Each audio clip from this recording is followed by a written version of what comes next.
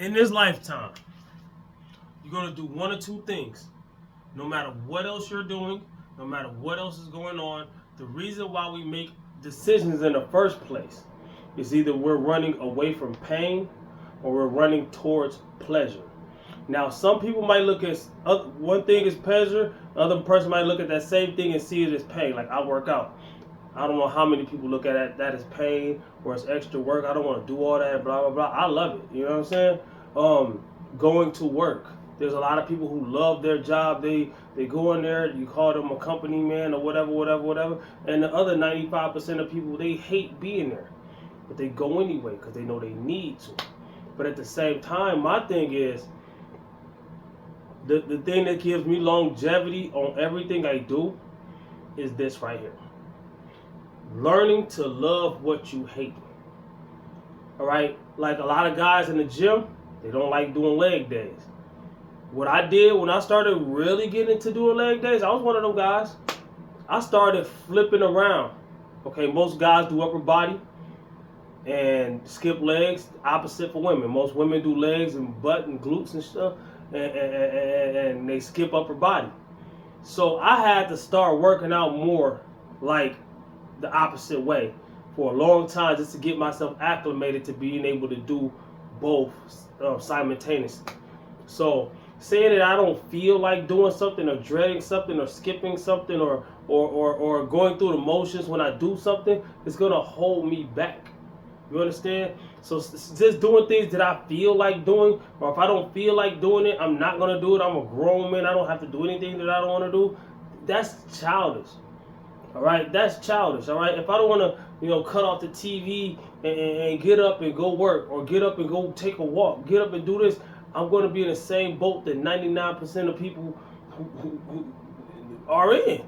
You know what I'm saying? Trying to get out of it, or not even trying to get out of it, but realizing it way later. You know what I'm saying? What am I getting at? Saying I don't feel like it and doing only what you feel like doing is gonna hold you back. It's gonna set you back.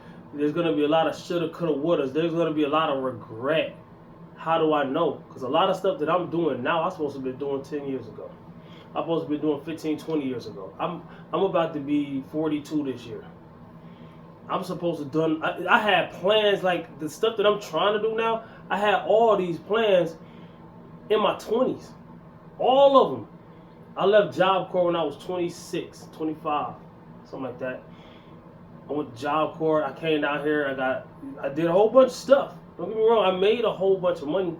I made a whole bunch of money. But what's the use of making a whole bunch of money when you ain't got none of that to show for it, right? So I did construction for like from 2008 to like 2000 and I don't know, about 5 years. But I made a lot of money in 5 years. I was making six figures a year doing construction.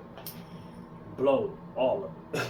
Then I started working at the job I'm at now. I've been there since 2012. I had my head on straight this time, you know what I'm saying? But at the same time, if you're not rich, you're gonna go through money problems here and there. Probably at least once or twice a year. Most people want to admit that. And it's cool you don't have to, not to me. Who am I? I'm just telling you something, food for thought. Spoon and fork, y'all gonna have to do the dishes. But my thing is this. A guy told me a long time ago at the bank. I was trying to see where my finances were going, and I was like, man, I don't feel like I spend this much money. But then he started showing me where I'm spending my money, where my money's going, and what's getting taken out, and what this and that and third. And then he said one big thing. He was like, I see that you got a checking and a savings account, but I see that every time you run out of your checkings account, you run straight to your savings account and take all of that out. Or transfer it over, or sometimes you're saving yourself from overdraft fees and whatever, different reasons, whatever. But he was like, I could tell that that's what you're doing. But he was like, do you know what your savings account is for? And he was like, say it with me. I know you know what it is. And I was like, saving. I'm like, how old was I? This had to be like 2010, 11. I don't know. But ever since he said that, and I didn't catch on as soon as he said it. Of course, anybody know what has been said. Savings account is for saving, right? But how many people actually do that? So now, I try not to touch it. You know what I'm saying? Same thing with anything. If I'm dieting, I track. That's basically what I'm trying to say. Track your progress. You know what I'm saying? Track your progress. I put a certain amount in my savings account every time I get paid. Yeah, sometimes things get tight. Once or twice a year, I might have to dig into it. You know what I'm saying? But if you're not rich, then we are all inches away from being poor. Don't believe me? Think about it. If you was to make $0 from starting making $0, no money coming in. Don't tell me, because I'm not really asking you, but I'm telling you, ask yourself. How long can I survive off of what I got?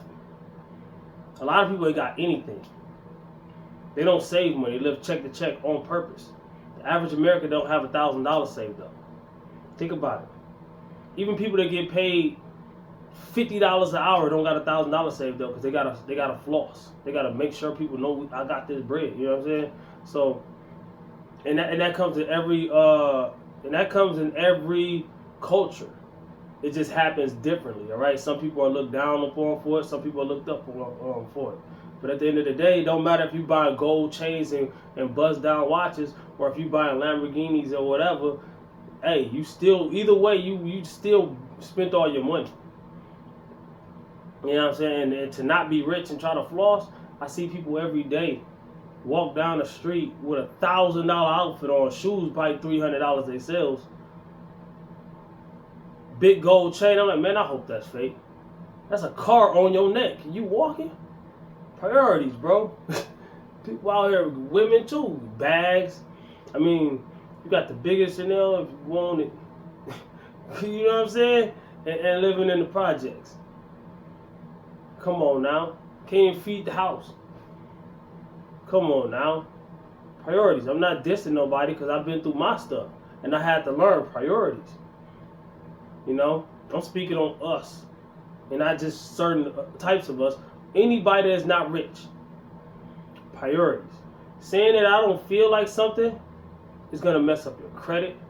It's going to have you in debt. I know people who get loans after loans after loans, and they think that's making the money. No, it's not. You got to pay all that back and then some. And when you don't pay it back, it's going to mess your credit up. People got loans on their name for years, and they wonder why they can't buy a car, or they can't lease a car, or they got to have such a big down payment. When they try to get their life back on track, it's so hard to do. I've been through it. I've been through it all. I'm speaking from experience. So what I've been doing, I've been just going hard on everything I do. I had got into a small hole dealing with cars and stuff. My car got messed up. I had to get it fixed, and at the same time, my girlfriend's car got totaled, and we had to buy her another one the next day while still trying to get my car fixed. I had the bread. We had to get her a car. We had to drive right now. It's gonna take a while for my car to get fixed, so we had to get. You know what I'm saying? No transportation. And I ain't trying to Uber everywhere. I ain't trying to, all that stuff costs everything. I'm not asking people for rides. I don't even have friends like much. I know people that I could, but it's like I don't like asking people for nothing. You know what I'm saying? I don't like that. I like doing for myself.